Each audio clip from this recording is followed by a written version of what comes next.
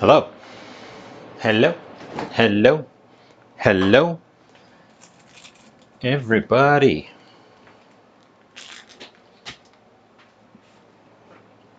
I'm just getting stuff out.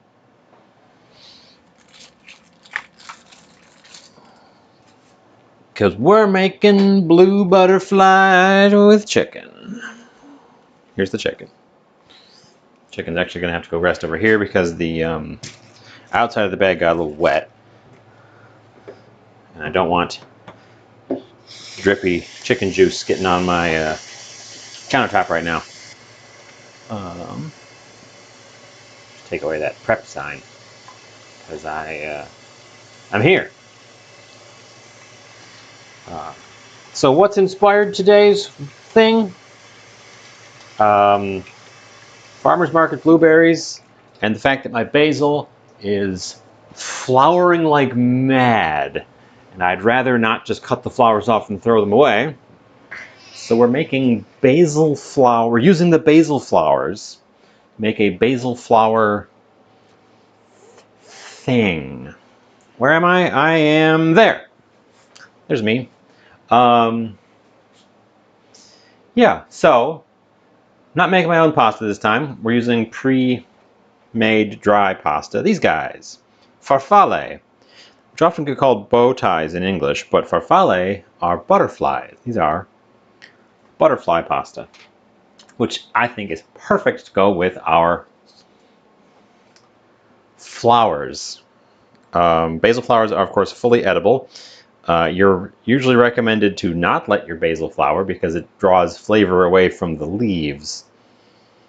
But the basil flowers taste very basily as well, so you can just use the flowers. The issue here is, of course, you get less leaf area. You get these little clusters and a lot of stem in the middle, so they're a little bit more awkward to use. There's a ton of them out there.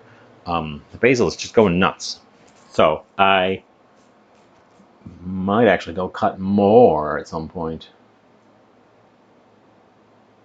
So that's the inspiration: basil flowers and blueberries. The blueberries were in a little bag. Oops, we don't need that anymore. These here blueberries. This container was in a plastic bag, and you can see they're soaking into the paper towel I put underneath it with some purple juice. The enclosed space caused these to soak through their container quite badly. So I'm probably going to pour those out and pick through them. I'm worried there might be some at the bottom that have gone a little mushy. Ones at the top all look fine. Even this one that got like blemished here, that got a little gash on it, it's still nice and firm aside from that gash. So the blueberries look great. But there's probably a couple at the bottom that have gone a little bit soft. So we'll get those out of there. Blue savory blueberry. We did an experiment last summer. I think it was last summer now. Wow, it's been ages. Where I did a savory.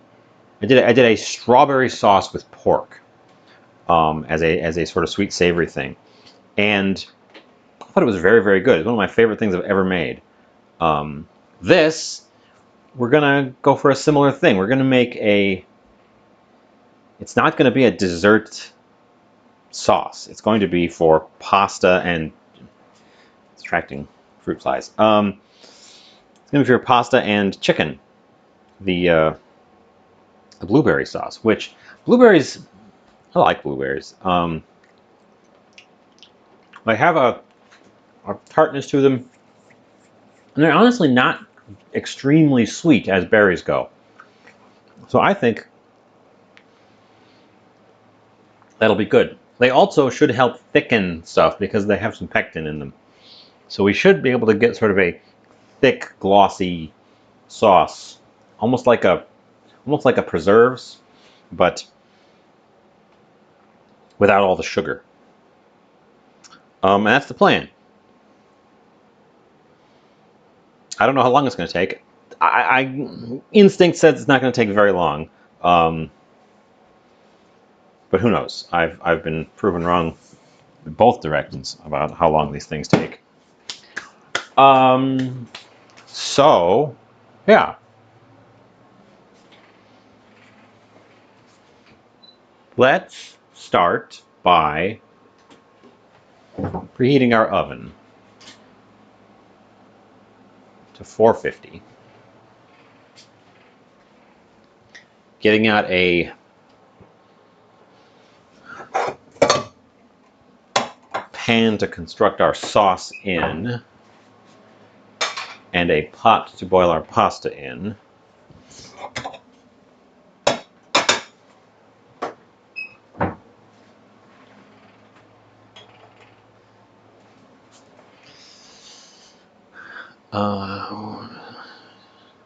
I don't have a real plan, and I don't have a recipe. I looked up a picture of a concept here, but I don't have a recipe I'm following today. We are kind of winging it, but we're kind of not winging it because this isn't that complicated of an idea. I decoratively put some butterflies on the countertop there, but the rest of them can go back in the box. Let's start by prepping ingredients.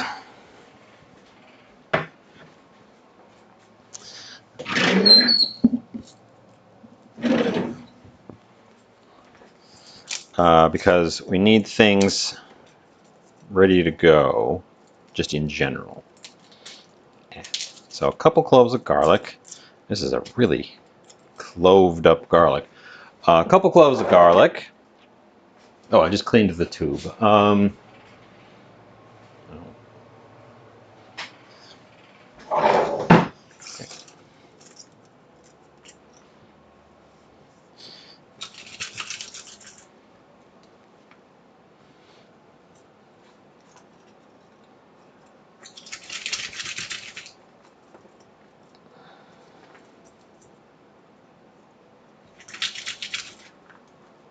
And I think we're probably going to just... Oop, that one didn't quite peel all the way. I think we're going to stick with 3. I don't want to overpower this with garlic.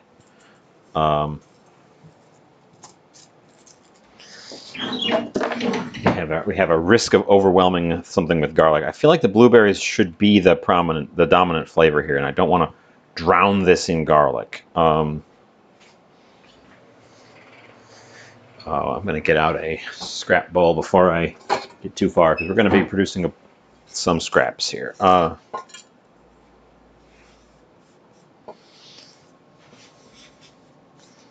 hope is that all of this will give us a nice, rich, sort of dark purple color from the blueberries, which will complement our pale pasta and our pale chicken, I think. I hope.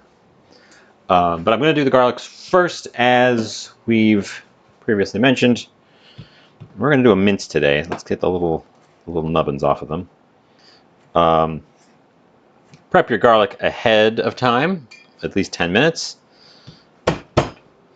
so that it has a chance to develop its flavors. It has a chance to get its enzymes rolling and really develop its flavors before you throw it on the heat, which stops that process. Those enzymes are not heat stable.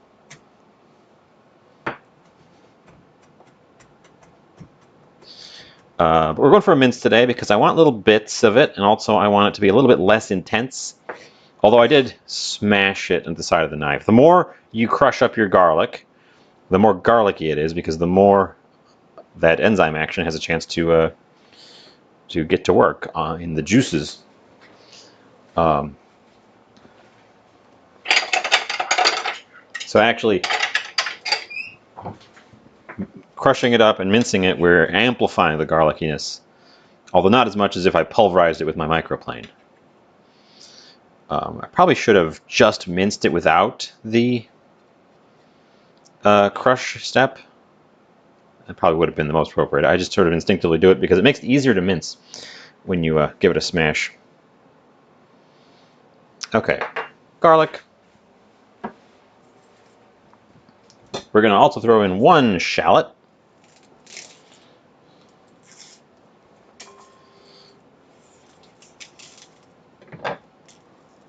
Oop, didn't cut that one all the way through.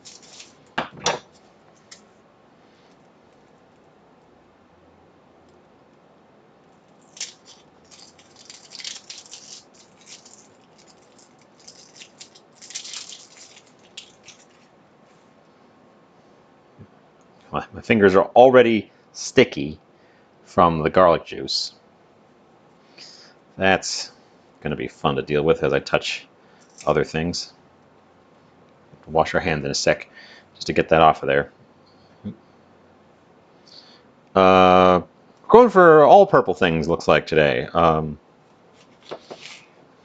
Shallots being purple. I don't know if you noticed. Shallots are also purple.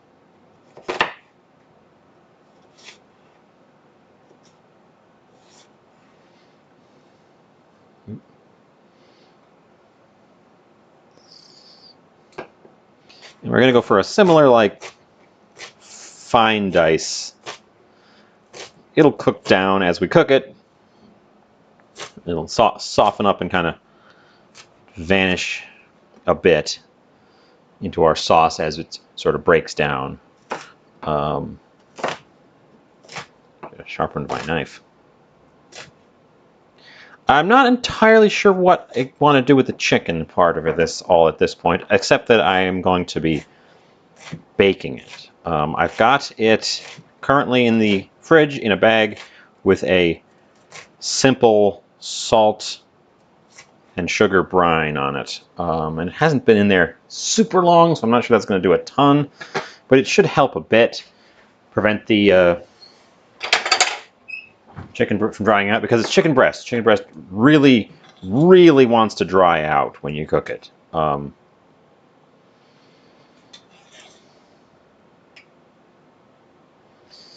the way, you should never do what I'm doing here.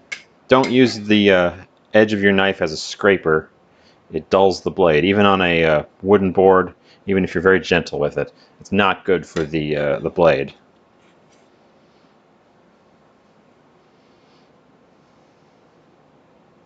Okay, shallot.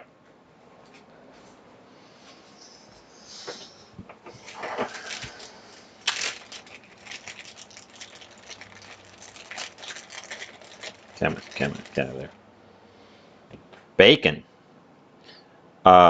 We are going to be putting some bacon in our sauce because I didn't want to take the trouble to go find any pancetta.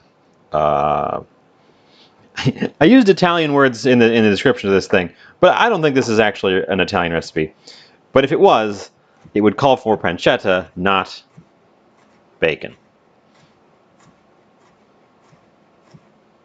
I also need to use up the bacon, so we are throwing the bacon in.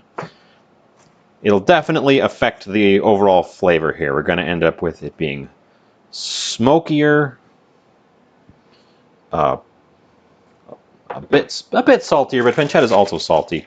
We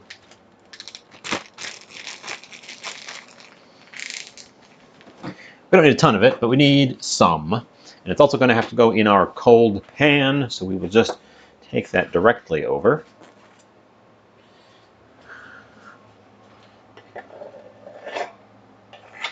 Whack it in our cold pan. It's going to render out. Then we're going to add some olive oil to it, and then we're going to start adding our vegetables. Don't want to get it started too early, but it is the first thing that goes in there, so we'll start it in there.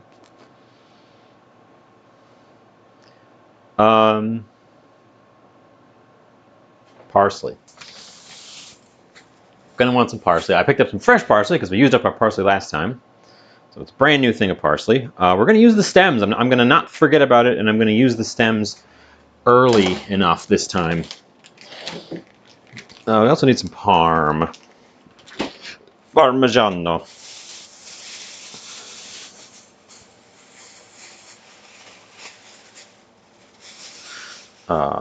But we're gonna use the parsley stems. I always say this, and if I remember in advance, I also act on it, but I frequently forget.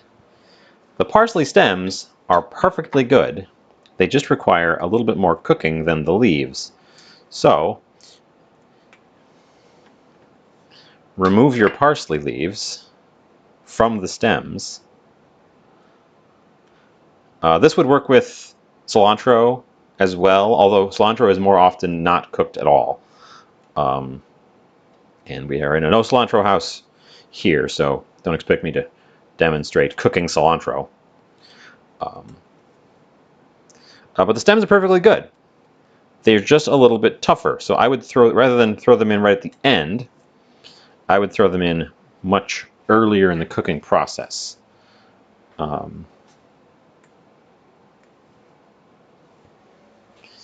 we should get some nice looking ones for a decorative topper as well. Parsley is one of those things that really kind of, at least in my mind, when I started embracing parsley, my Italian food tasted more Italian. It's a real Italian thing. I think we're going to throw it in with the basil stems. So we're going to get those guys. Basil leaves are going to have to go in way earlier than the parsley leaves. Parsley leaves are very delicate.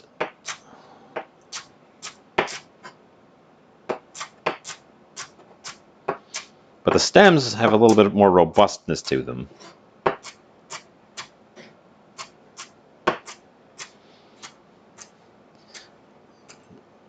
And I don't want to waste the basil stems either, so I guess I'm going to strip our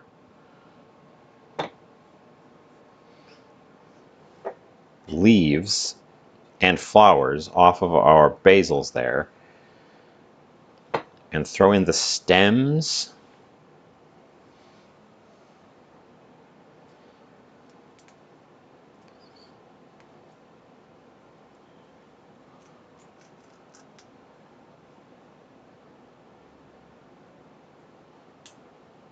Oop, that one didn't want to come off.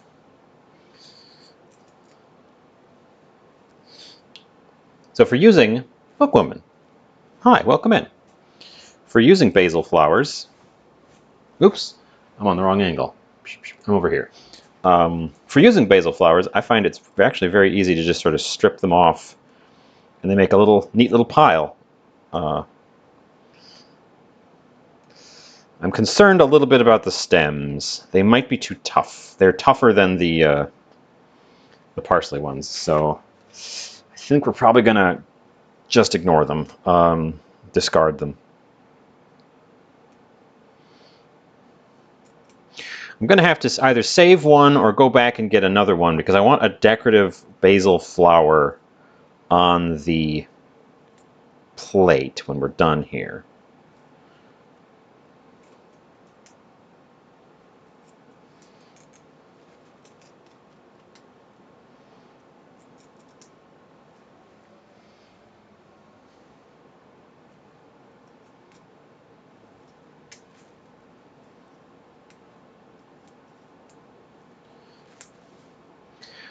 So how's it going? What's up?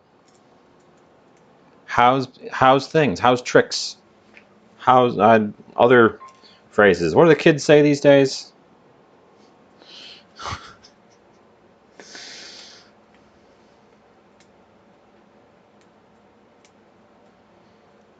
They say skibbity bop bop bop yes yes. What's the busy? I remember that one. Hey kids, hey friends, what's the busy?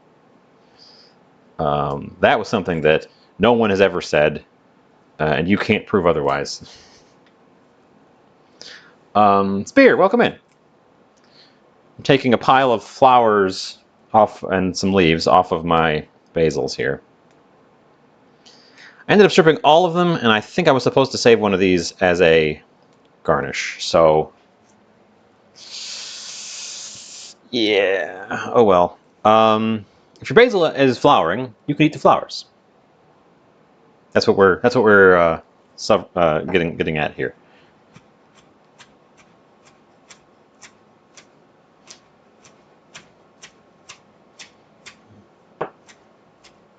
because you're supposed to take the flowers off to prevent the leaves from losing flavor. As long as you're taking them off, you may as well eat them.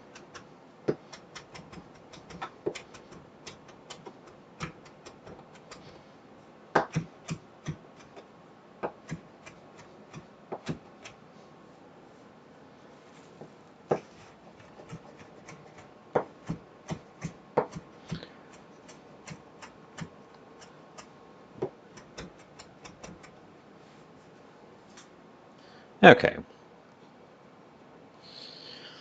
We'll probably put that in at the same time as the parsley stems, honestly. Basil is a little bit more robust, and we want the flavors to infuse. So, and the lovely purple color as well. Although we're going to get plenty of purple color from the blueberries. Let me just scrape this off the side into the bowl.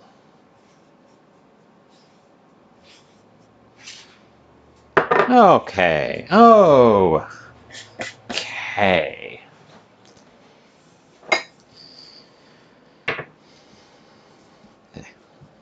Making a mess. Making a mess. A mess. I did get eggplant suggestions. Thank you. I opted for non-eggplant options today. We're going to see how many of these blueberries are a mess, hidden below the nice-looking top layer. And they're rolling everywhere. Stop rolling away from me.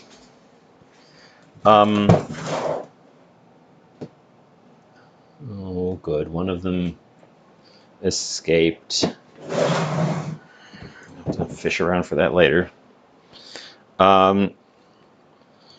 Boy, some of these are really mushy, but they're not moldy at all. So I think we can just use the mushy ones.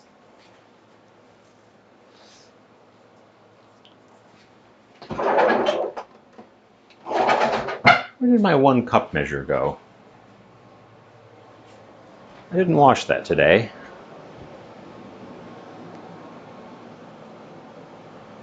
I did not wash that today, and it is not in the drawer.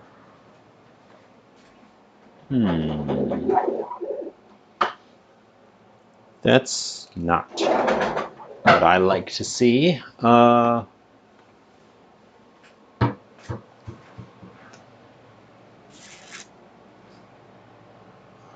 mystery, and a problematic one too, because I was going to use that literally right now to measure something.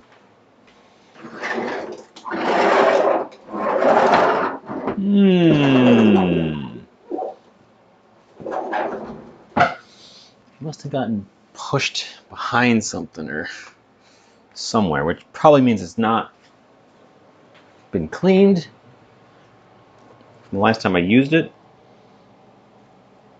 But why? I've never misplaced a kitchen item like that before. It has no reason to leave the kitchen, and the kitchen's not that big.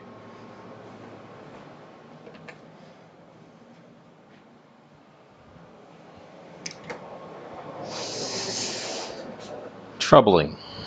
Troubling. Troubling.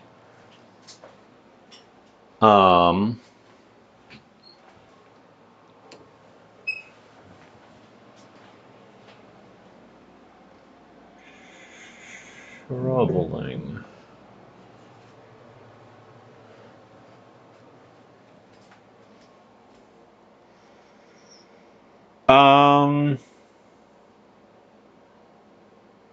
Well, I only have the 1 cup measure, so not having it is problematic.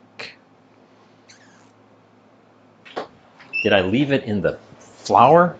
I did. Oh my god, I can't believe I did that. That was a thing. I found it. It's there. I guess I just dropped it in the flour after I was scooping flour last time. Which means it's got flour on it. Which isn't the worst thing in the world, but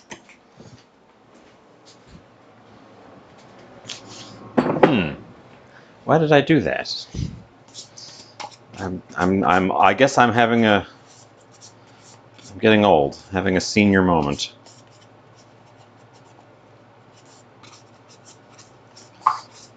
Just dust some of the flour out of it. Okay. Well, this really attracted those fruit flies. So we're gonna pull the kind of mushier ones out of here and use them, since they're gonna break down anyways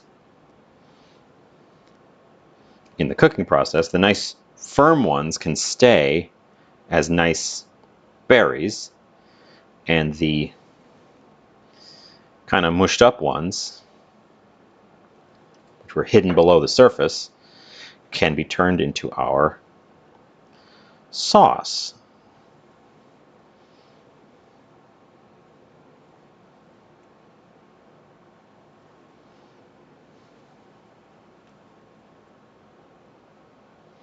And then we'll supplement that with as many firm ones as we need, because then we can have a couple nice ones as decorative toppers as well. Because they may not look pretty, but they're not rotten. They just kind of got crushed. So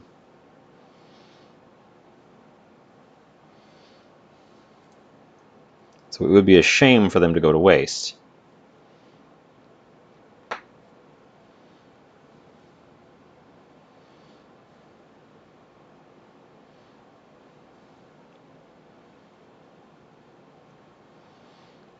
Boy, I've been doing a lot of brightly colored things lately. Oh, we haven't had colour in a few seconds. I've been doing a lot of brightly colored things lately. We had a bright pink borscht. We did lots of things with tomatoes. We did something else with something that was a bright color. What was that? Blanking now. I'll have to look back at my own archives.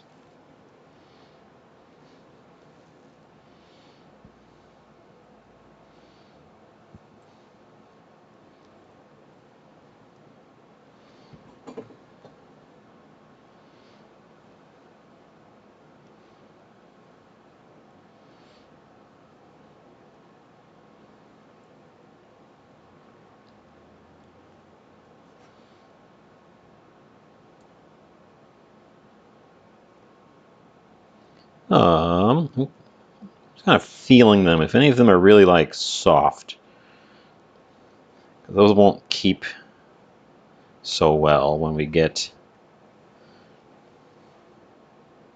to storing them.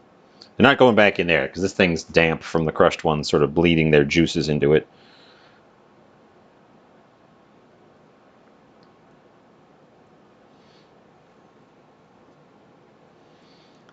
Probably end up rinsing these all off as well, just to make sure that they don't have a bunch of juice on the outside, because that'll attract more of those little bugs.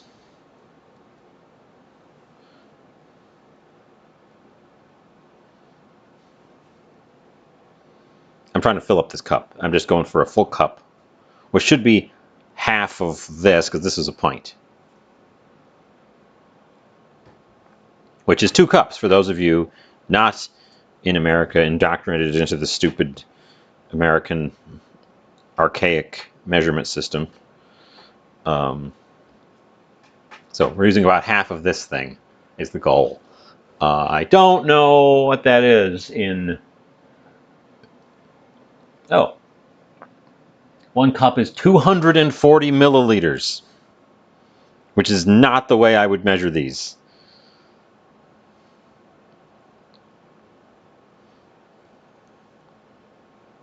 I probably measure these in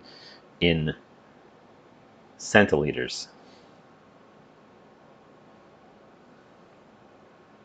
Our friend Hecky cooks sometimes, and she measures stuff in deciliters. Like, packages come with a certain like deciliter measurement on them already.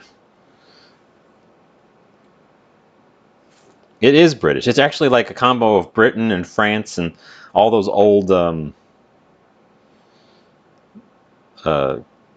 European monarchies. Because the official measurement for a foot was the size of the King of France's foot, I think. Like, guy had big feet. That's about a full cup-ish. Oh, hey, there's a little wiggler on that one. Hey there, little wiggler.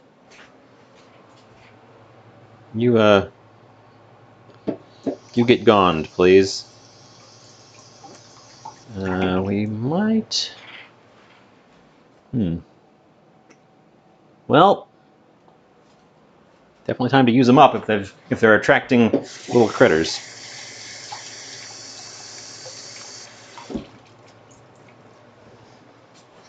Oh,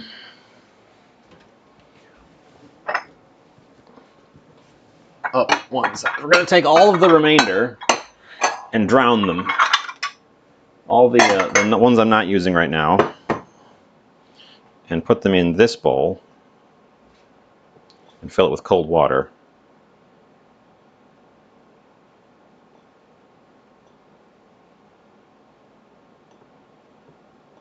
Oh, one there too.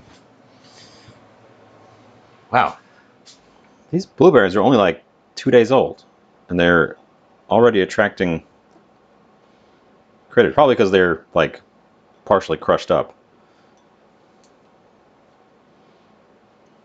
I didn't know they were partially crushed up. They looked so good on the top, but I guess they kind of squished them in the pint container when they put them in there, because the ones toward the bottom were definitely crushed up.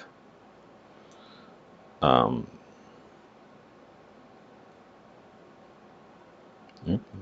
of those felt soft, and I just threw it in there.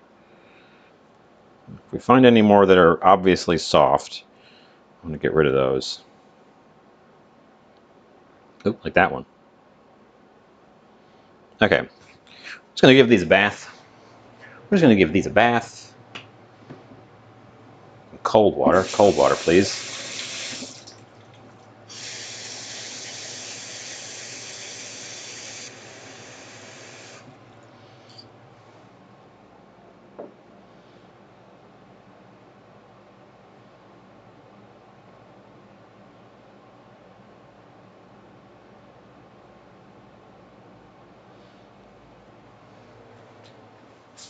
Oh, we made a mess here. This is going to go in my compost because it's made of paper and it's so soft that it just falls apart now. Because again, it got wet. And we're going to get this purple stuff. Get that. So there's our blueberries for our recipe. Blueberries, shallots, basil, garlic, parsley. Cheese can go in later. Our butterflies. I'm using dry. We'll make those eventually myself, I'm sure. My oven is hot, so I could just move over and start baking off the chicken and then boil up my pasta, but I should start rendering that bacon too. So I'm going to get some water. We're going to put some water over here.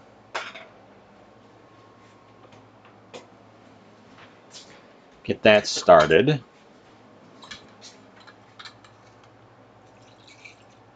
Ooh. Refill the salt dish. Do that on my own time.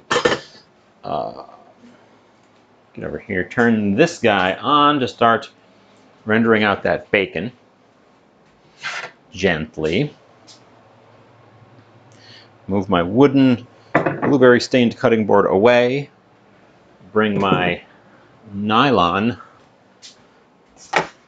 freshly scrubbed cutting board in. And we're going to take a peek at this chicken, which has been brining for, what time is it now? About 2 hours, which is not very long for a chicken, honestly. I should bring the board over here so I don't drip chicken juice on everything, because now we're handling chicken. I got the smallest chicken breast that was available as a single chicken breast, and it's enormous. I want less chicken, guys. People, chicken raisers of the world. Less chicken, please. Taizan,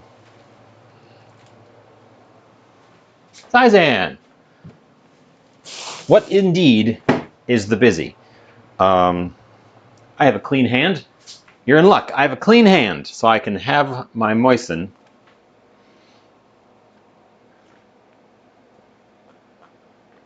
Mmm. Moist. We can indeed have my moisten. Chicken. This is more chicken breast than I was shooting for. I wanted a smaller one.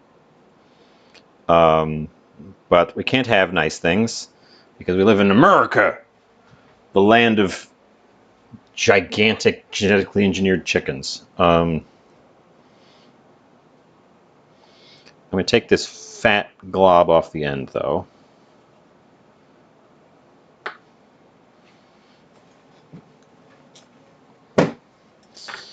And we'll give this guy a look-see. Look, see?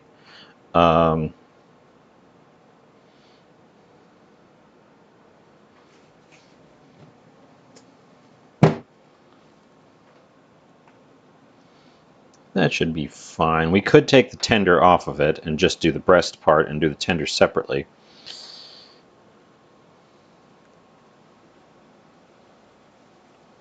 My bacon is sizzling. What if super mutants but chicken? Exactly. So the plan was to bake this. I want to get this thing done and ready and in the oven post haste, so that I can stop handling raw chicken. I round out all my other ingredients, and so I start washing my hands between each step. So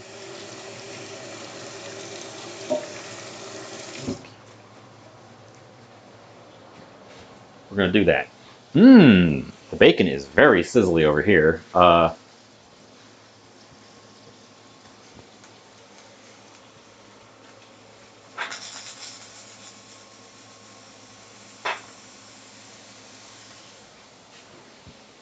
Okay, so I washed my hands because I need to get out a baking tray and put some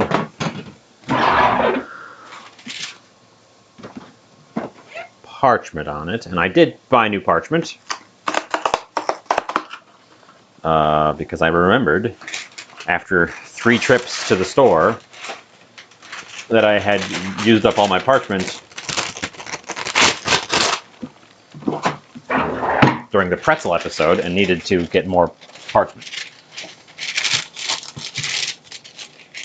It's nicer parchment too this time. It's actually the cheapest brand, but it's a heavier parchment, I think. It's durable brand. They make durable parchment. Let's stir my bacon pieces around, make sure we're not sticking too badly. We are going to deglaze this pan later, so it's okay if there's a bit of stickage. But these pieces were a little bit chunky, so I want to make sure they're rendering nicely. And we shall give them a quick stir around while my hands are still washed from that last wash. Take the temperature down just a scooch. Okay, before I touch this,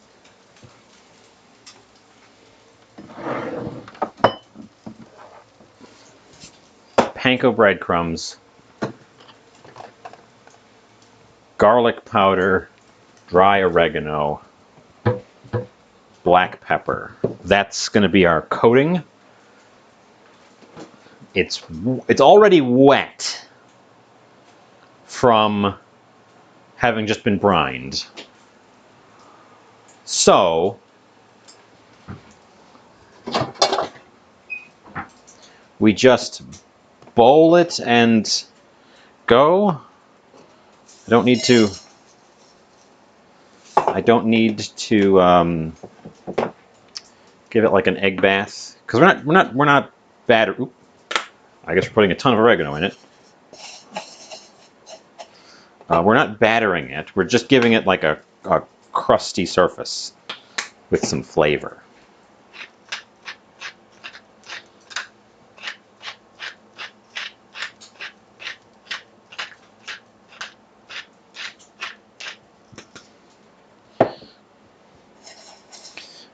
We should put some salt in there as well, even though it's got salt. Salt always helps. More salt. Tricks for cooking like restaurants do: add more salt and add more butter. You're probably not adding enough of either, and that's why your food doesn't taste as good as the restaurant food. It's also why your food is healthier than the restaurant food. I'm going to throw some smoked paprika in there just for some smoked paprika flavor. Okay, now we can touch this thing. We're going to go for the bottom first.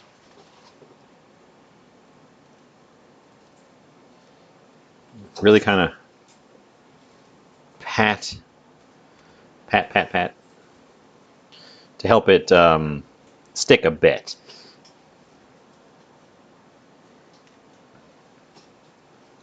Okay. Then I'm going to transfer it onto our thing here and breadcrumb the top. I'm not following a recipe or any even sort of basic directions. I actually have no recipes pulled up right now. I am completely making this up. So this might be not how you do it, but this is how I do it. This is how I am currently doing it. We're going to get this guy away.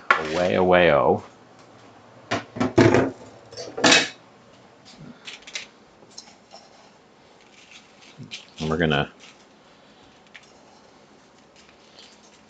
get the chicken here covered in these little bits. What do they call them? Bread gravel.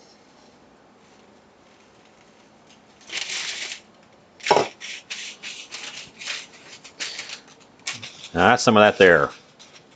Bread gravel.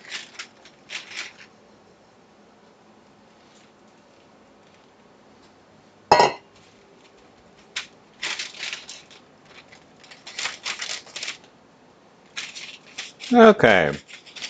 Nestle in the edges because I feel like I should do that for some reason. Get rid of that because I touched that with my chickeny hand. Wash my hands.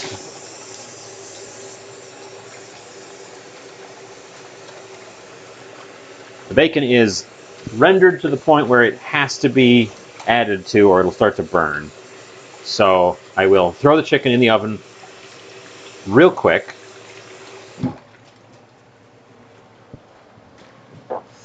Dry my hands off.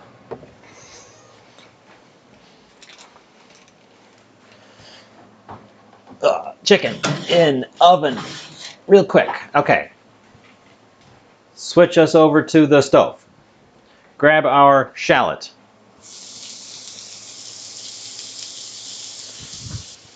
Pan our shallot. Add a little bit of olive oil. Make sure we've got enough because we didn't use a ton of bacon, so we don't have a really fatty pan.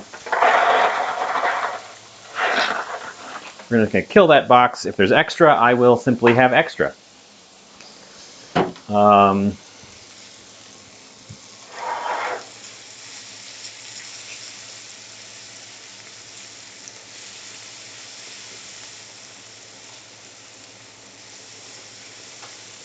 Okay.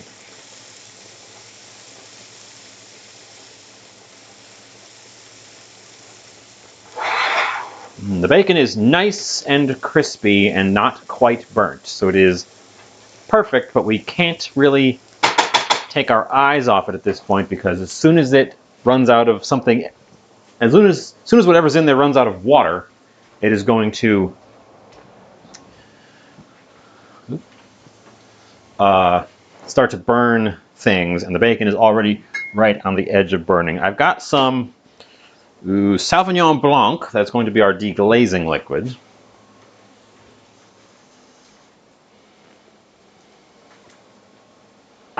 I think it's good to throw the garlic in.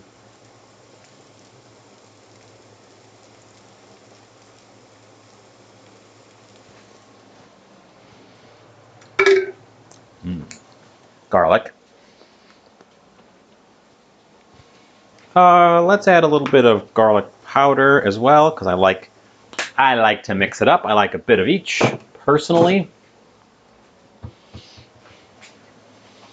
Give this a good stir around. We are going to have some stickage and some blackened bits attaching to our pan, since we are using a steel pan instead of a nonstick this time.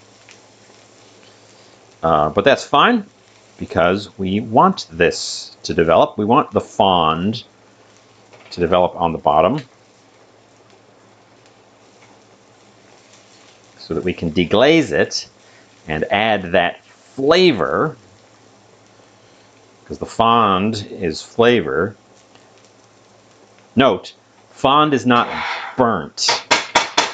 If the bits coming out off of there are like charcoal black and don't mix into the liquid when you try to deglaze it, you have overshot it and you've burned it. The stuff that scrapes off the bottom when we deglaze it, let's turn this light off, it should mix with your liquid. It should dissolve into your liquid and not be like little black bits. I'm going to add a whole mess of herbs here. These guys will start to toast real quick. So I'm probably going to add them, stir them through, and the instant I can smell them, which is now, we deglaze with our wine.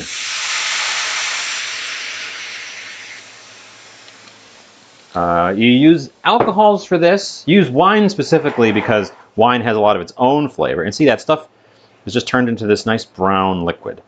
You use wine because wine has a lot of its own flavors. And you use alcohols because they boil and evaporate much more quickly. So you can get the liquid out again after you've dissolved the stuff. Deglazing with a brandy or a cognac, those are also good. But you do want to add a deglazing alcohol when there's no other liquid in the pan, so that you can, in fact, cook the alcohol back out. If you have a bunch of liquid in the pan and then you add some wine to it, you're never going to get all the alcohol out. So we're going to cook this until it's nearly starting to dry out again.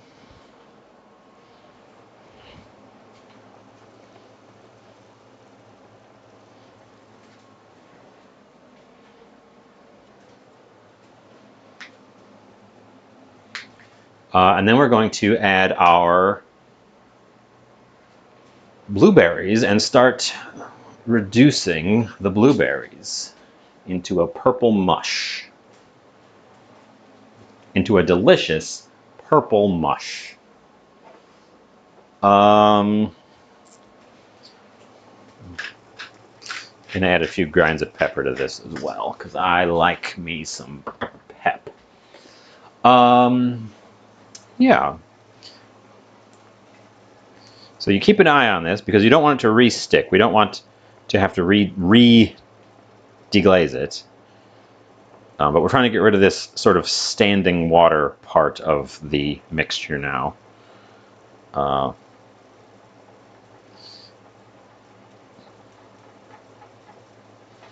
then once the blueberries go in, they should be producing their juices and turn this into a more of a soup. I don't know how long that chicken's supposed to be in there. I'm probably gonna have to probe it to make sure it's hot in the middle.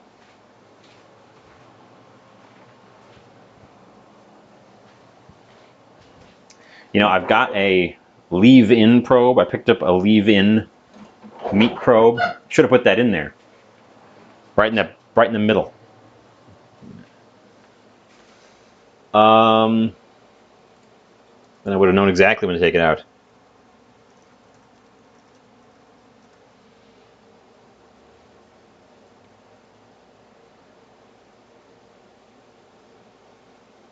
Yeah.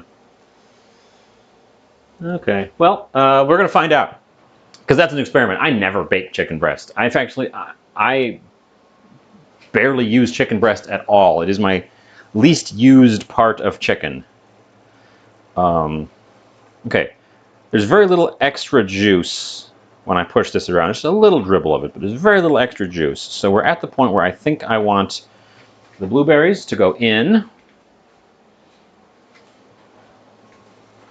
so that they can start joining the party.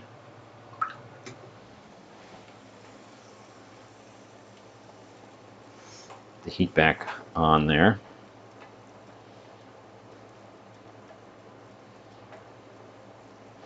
And we'll see how well these slightly mashed blueberries behave.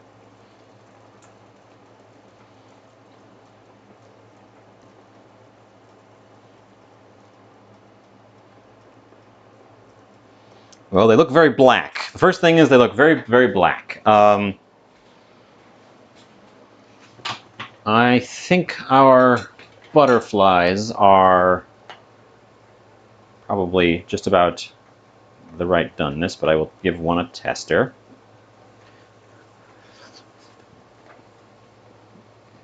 They are firm to the tooth, but that's fine because they're going to end up in here and get themselves all purpled up.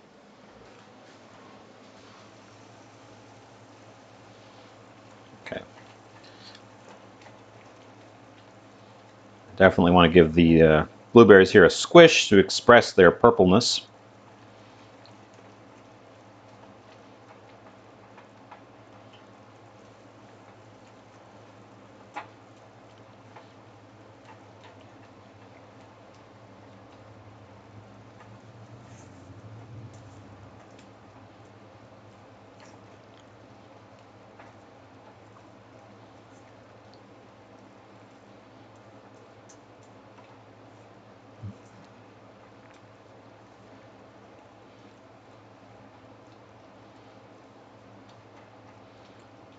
Squish, squish, squish. Sorry, I went completely silent there, just stirring the blueberry mix here.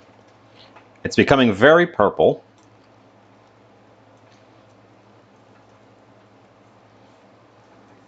Which is good, which is good. I'm not going to completely mash it. I like having a few of these lumpier pieces left. By lumpier pieces, I mean whole berries.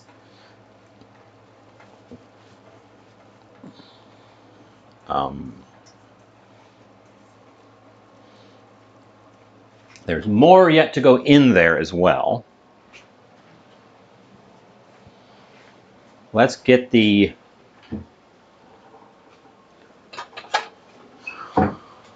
butterflies out of the water here.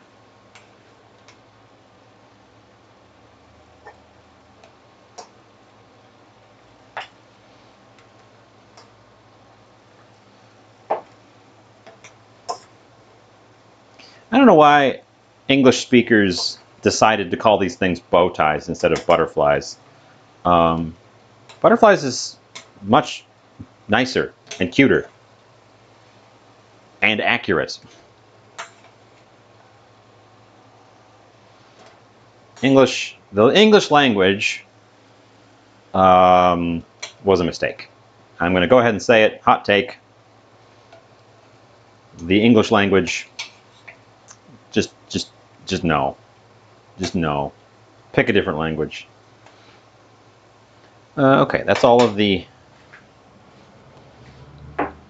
kids out of the pool. because we don't want them to get soggy sitting in the hot water there. They will keep cooking even though the boil is off, just because you can soften pasta just by putting it in water and waiting. It will eventually soften up. Boiling it just does it faster. So we need some of that starchy water for this to help bring it together into a coherent sauce, but also we need a little bit of a dairy element to help this sauce become glossy. At the moment, it's like a savory blueberry compote, which is interesting. I wonder what it tastes like at this stage. I wonder what it tastes like at this stage. We should give it a taste. We're going to give it a taste at this stage, and I'll tell you what I think. It's going to be hot.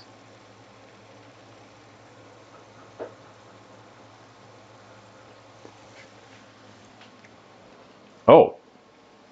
Ooh. Oh. There was a piece of bacon in that bite, which is an excellent savory, salty counterpoint to what is otherwise a quite tart sauce that we've developed here, that I think does need tempering with something. I don't want to add any sugar because I don't want to make this sweet. It's definitely currently not sweet. It's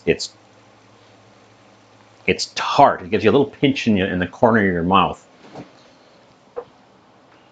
Oh, perfect. I have 1 tablespoon of butter hanging out by itself.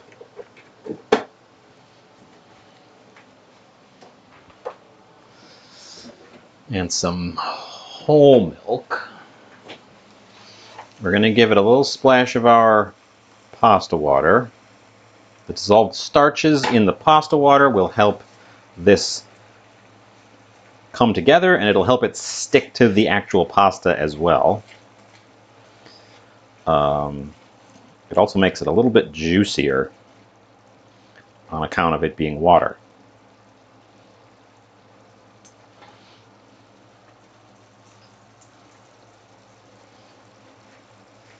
How long has that chicken been in there? Anybody know? No? Me neither.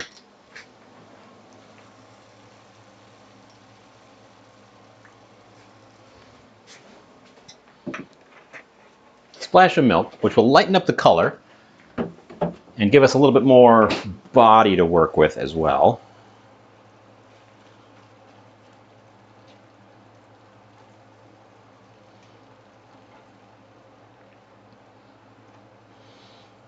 Yeah, it's looking more purpley. Milk might have been a bad idea, actually. It looks like it may have immediately curdled.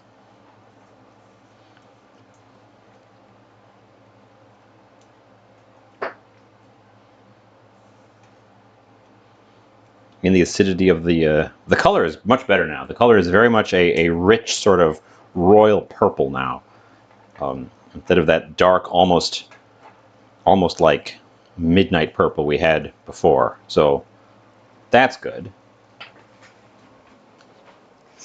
Oh, an ad started while I wasn't paying attention.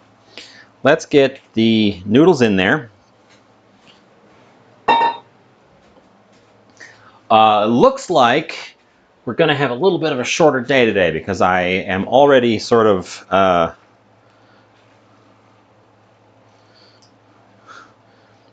looking at how this wraps up. I'm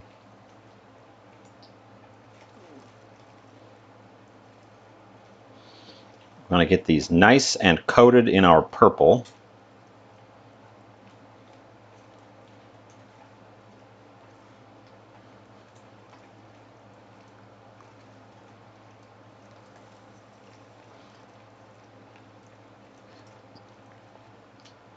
They were a bit al dente, so I might actually add a splash more liquid to this and let them cook in it, just to ensure that they are properly al dente as opposed to a little over.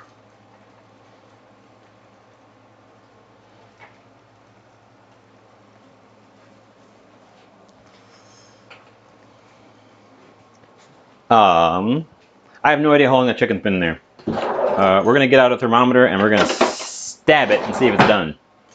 Because I don't have any recollection of how long it's been in there. On. I'm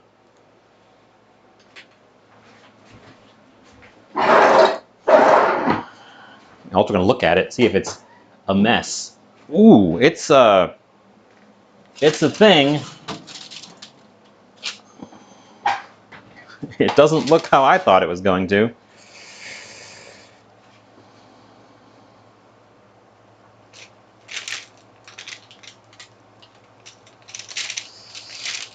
Feels a little soft.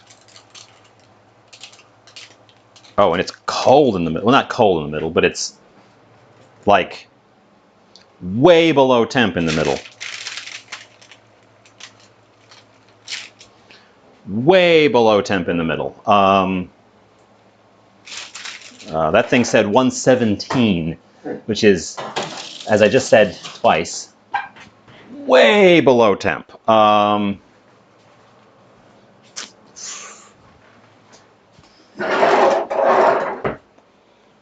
Okay.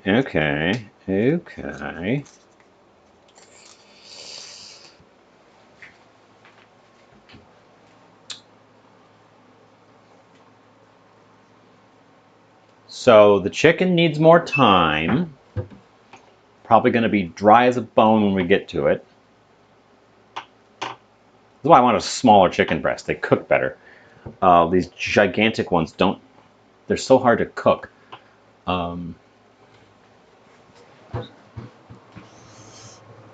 all the smaller ones were pre-flavored. Who wants pre-flavored chicken?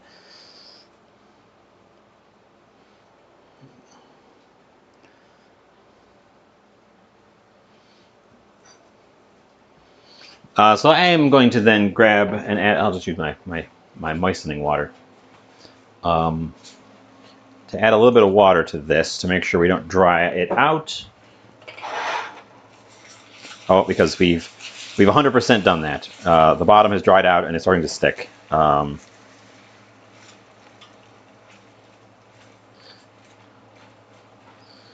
Which is the big danger now that all the stuff is in there. The starches, especially, are a big danger of sticking, and the dairy will also give it a big danger of sticking.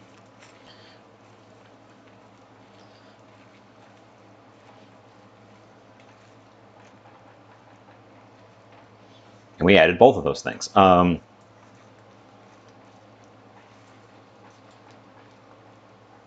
Thankfully, it's still wet enough to scrape it around.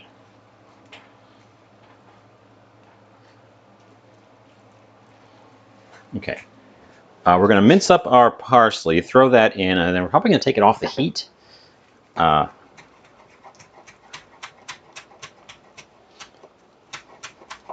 ensure that we don't end up with a glued to the bottom puck.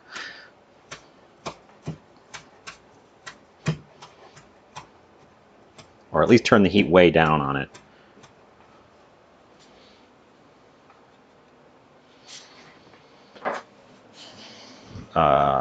So our green gets added to our purple with a pat of butter. And then, yeah, I think I'm going to crank the heat down on this guy. Get the butter over to the pan part so it can melt. Stir the green in and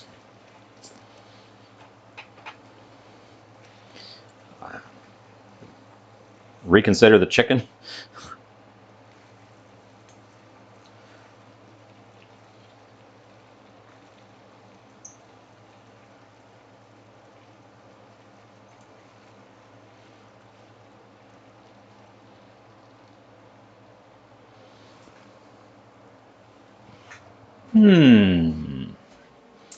Well,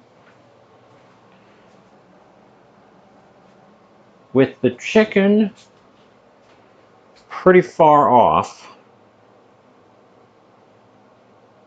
Oh. What I should do. What I should have done just then when I had it out the first time, and what I'm going to do now is we're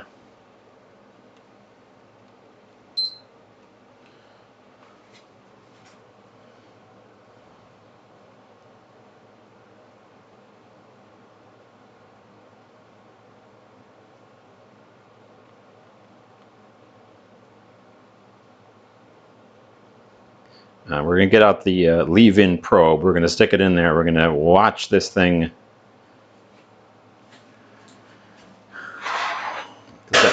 That's going to move back. We'll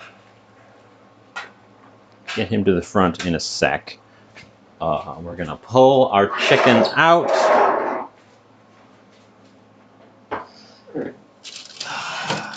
Come here, chicken. We're going to pull our chicken out. We're going to take our leave-in probe. I got this thing, like I get almost everything. I got this thing at a thrift store, brand new, literally in the package, brand new.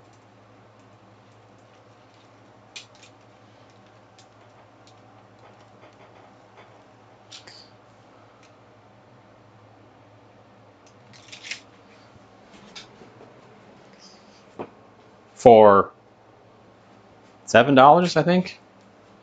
Like, it had never even been opened, is how brand new it was.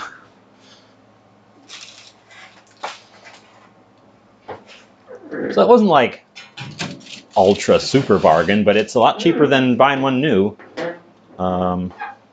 It's actually really close to temp, according to this thing. So I don't know if my other probe is bad or if we just have now enough time has passed.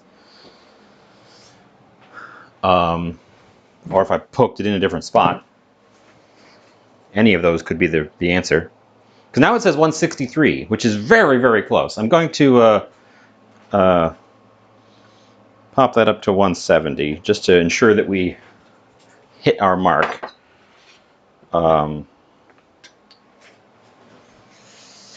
Yeah. So these things, if you've never seen one, it's a thermometer with a braided metal wire coming out the side and a probe on the end, and you just jam that into your meat, and then you can set this thing to alert you when it reaches the temperature that you desire. And because it is a steel probe with a steel wire, it's oven safe. Get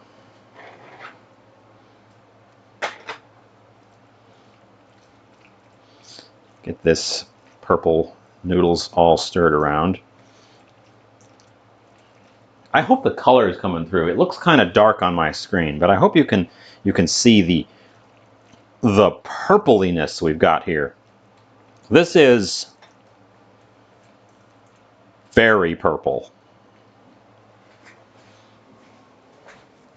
This is definitely served with the white plate so we can see the purple. So the purple will pop out territory.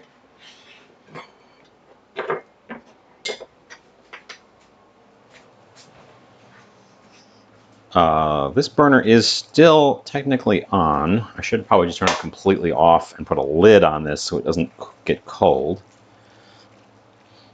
We also need to get some cheese mixed into it. I almost forgot that step. I got the cheese out even, knowing that I needed to do that.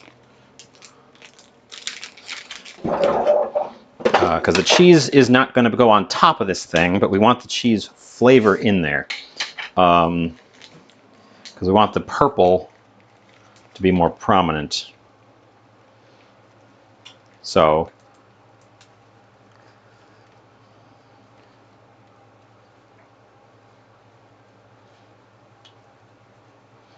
we grate a bunch of parm directly into it.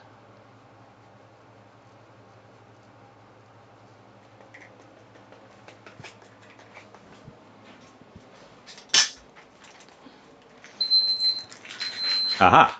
And according to the thing, my chicken is done.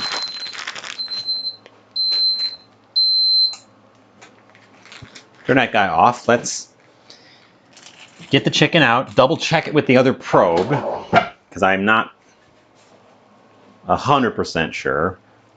I'm actually going to leave it in there for a sec while I stir this together to ensure that the cheese doesn't form a big lump and we have a nice diffusion of it.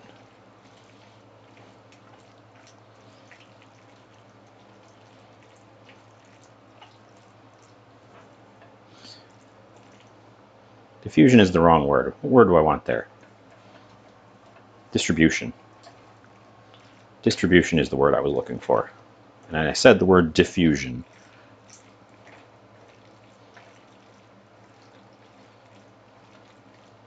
Okay, well, that's good. That's good. I don't have to wait. This stuff doesn't have to wait then. So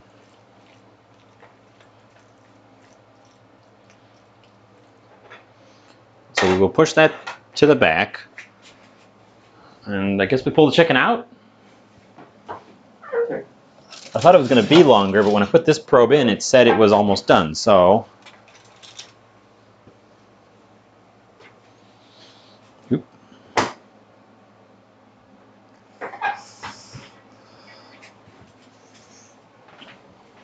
I'm going to check it with my other probe, just because I don't trust it.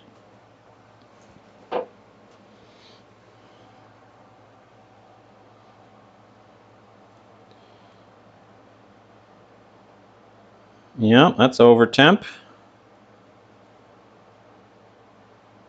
That one's over temp.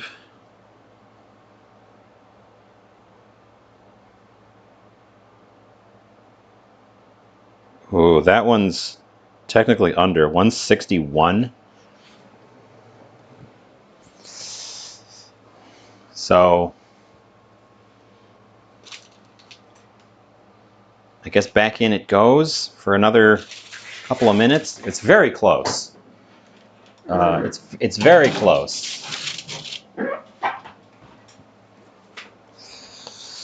But I don't want to. You don't want to play around with chicken, so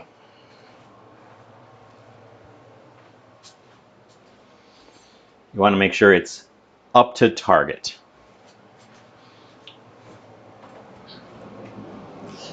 My light is plugged in. My light is plugged in. Okay. Lights. I'm not going to end up serving all that chicken. They're going to be extra because there's just so much of it there because it's just such a huge chicken breast. We gotta rein in these chickens.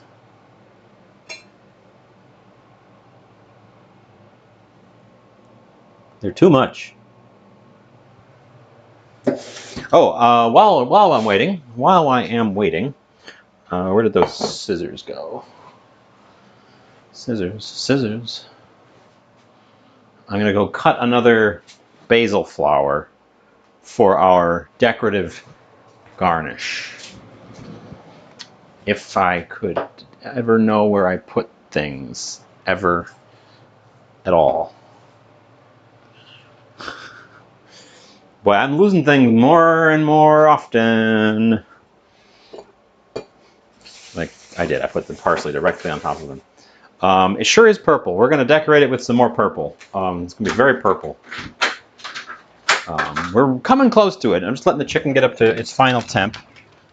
And let's grab a purple basil flower to decoratively decorate the top.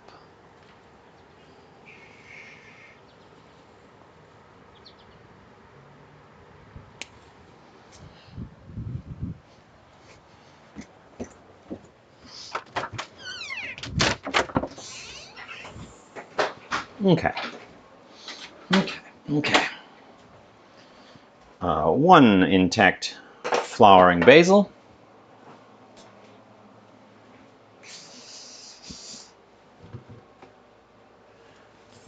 Put a few things away while I'm waiting on the chicken to catch up. And then I think we're gonna eat it and call it a day. Pasta dishes always end up going a little short, just by virtue of pasta being such a simple thing. Even when you try to make it complicated.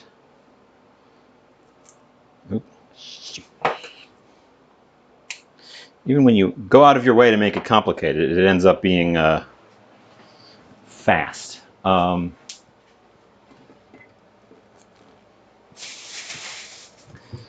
So put away, put away, put away, put away.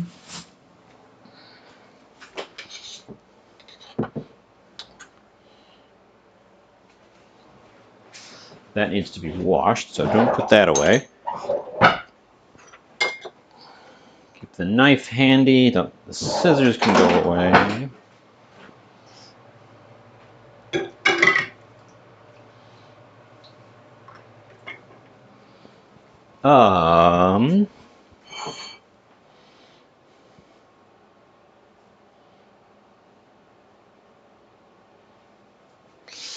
Okay, let's get the chicken out.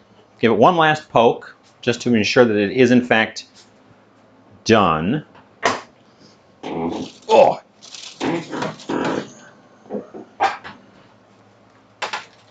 Ah. The wire on the probe is hot.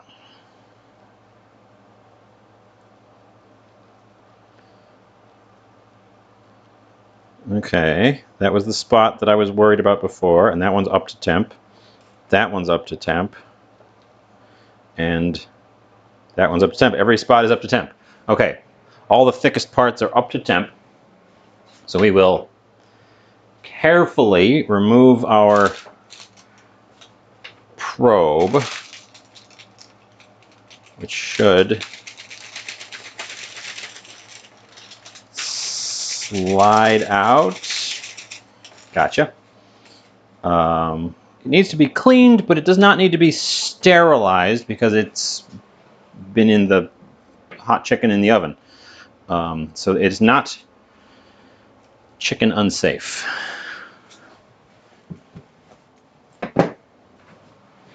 We're gonna bring you back. Wow, that parchment paper crumbled. We're gonna bring you back over here, get the bits of parchment paper off of my pot holder. We're going to get that guy off of the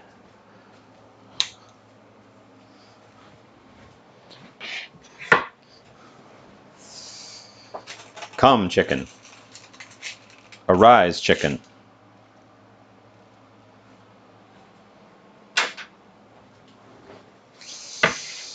There he is. The breading did not stick very well. I'm going to say that. Full admission, the breading probably did not, it was not the best idea. It did not adhere super well. The part underneath stayed on the thing there. But let's see how she looks and tastes when we cut into it. Probably shouldn't cut it immediately anyways. Because we'll lose any juices that are left in there. I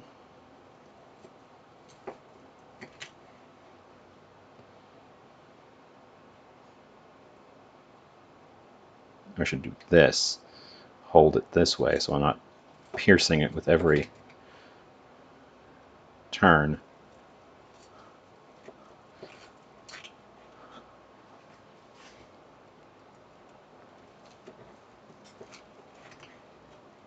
Oh, the oven's still on. I just heard it click. Get that guy turned off. All the burners are off. Yeah, all the burners were already off. That's the amount of chicken that I was going for, and we got about twice that. So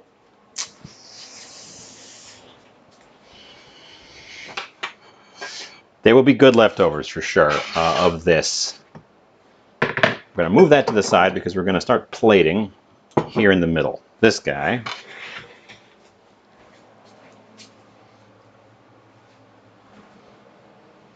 We don't need the spatula. We need the scooper. We want to be careful not to get a lot of extra purple on the plate while we're doing this, because I don't want to have to do a ton of cleanup.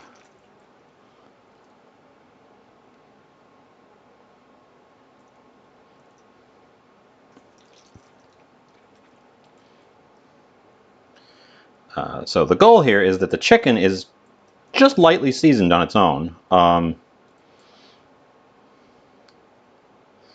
And the purple sauce here does a lot of the heavy lifting. This actually came out to be just a perfect recipe for two. This would be like a fun date night recipe, I think.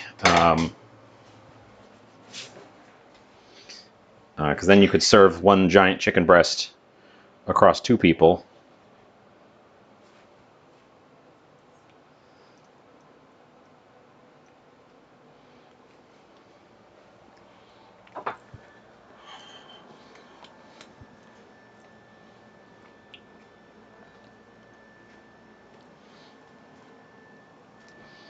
And our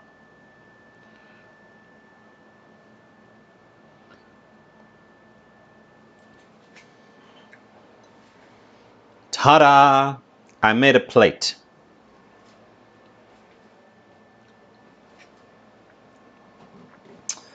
Yeah, that's the thing. It does need one last garnish, and that is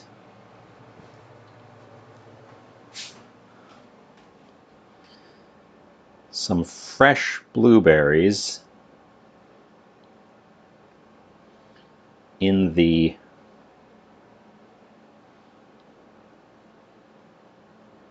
periphery here to remind you that they're in the sauce.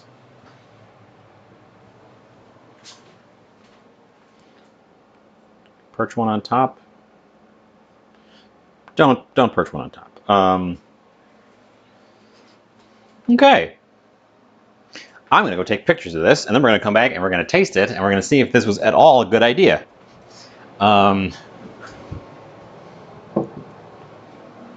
It sure looks the part, but I could make something that looks tasty and looks appealing and tastes atrocious. I know I could do that. So we have to check.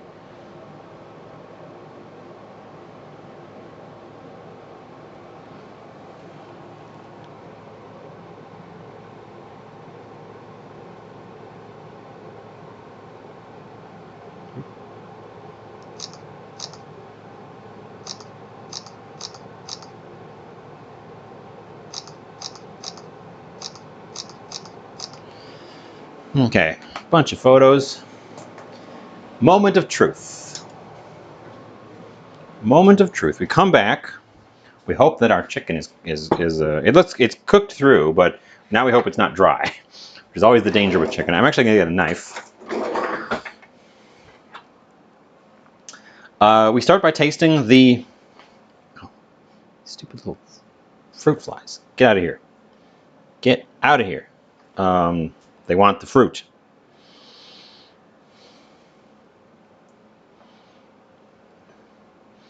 We start by tasting the stuff.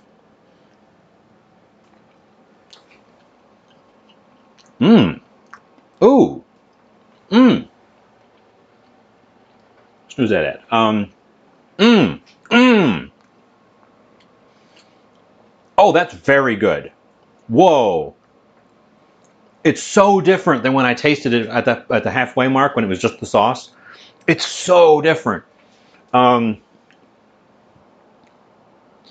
It's savory and creamy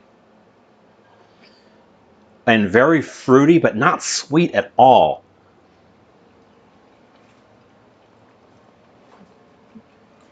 And it has these little chewy nuggets of salty bacon sort of hidden inside of it.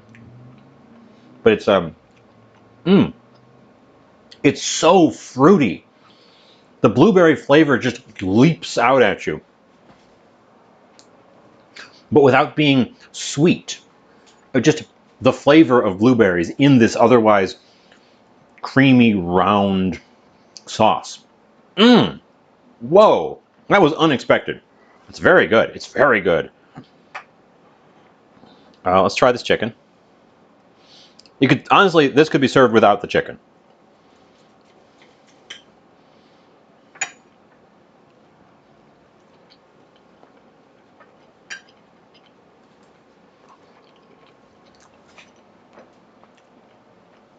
The chicken is pretty good. The chicken is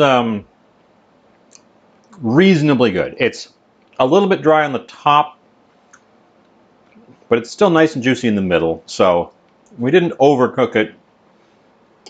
It tastes a lot like a seasoned baked chicken breast. It's a little bit salty. It's a little bit seasoned. The breadcrumbs actually give it a nice little crunchy texture on the top. It's not tough, but it is a little dry.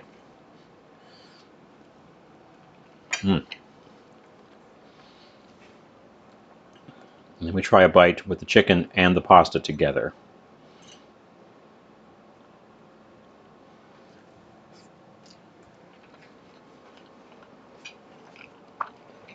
Mmm. Mmm. Okay, that works, but the pasta enhances the chicken, and the chicken doesn't drag down the pasta. But the pasta does not need the chicken. We could make this as just the blueberry pasta. Mmm. Damn. So the chicken is playing second fiddle to this thing. Wow. I'm extremely impressed by the flavor of this purple sauce. Wow. Mmm.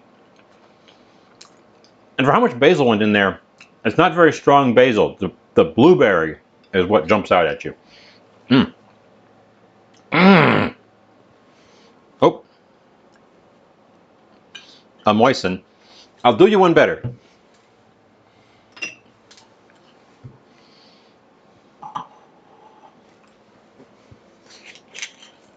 I'll do you one better.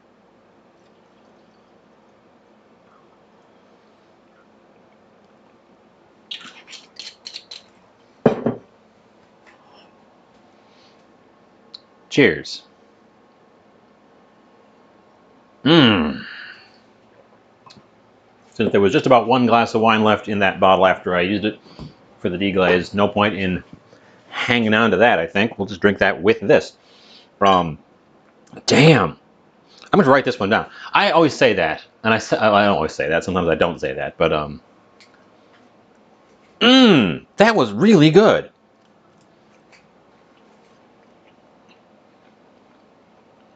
I'm really impressed. I thought it was going to be too tart. I thought it was going to lean into the sour side, but it did not. It's bright and fruity without being sharp, and without being sweet, which is in. You probably have a hard time picturing that. I don't think I could have pictured that before I tasted it, but that's exactly what it is. It's just this. All right, I'm just kind of rambling on while I eat this. This is good. If you've got blueberries, if you've got the ingredients here, make this. Give it a try. Damn.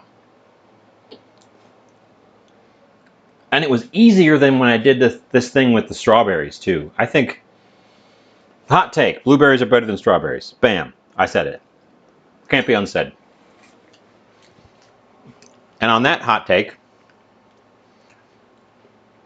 I guess I'm going to send you guys off. We're going to have a pretty short one today with a really just absolutely banging result. For a no recipe,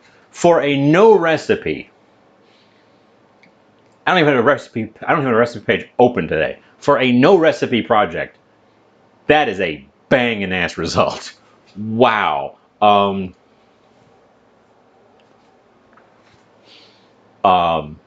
Damn. Where do you guys want to go today? Let's open a new Twitch page and see who's all on right now.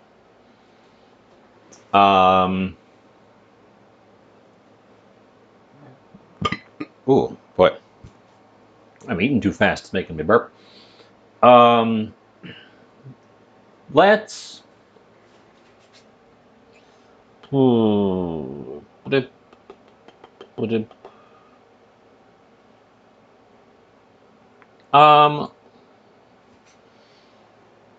Let's raid off to Ilana. I think we raided Ilana last time, but we're gonna do it again. Well, I hope our little bit of a shorter excursion here was still fun, because I'm going to enjoy eating this immensely. I hope I've conveyed how much better than I thought this was going to be this actually is. It's also very pretty, very, very, very purple.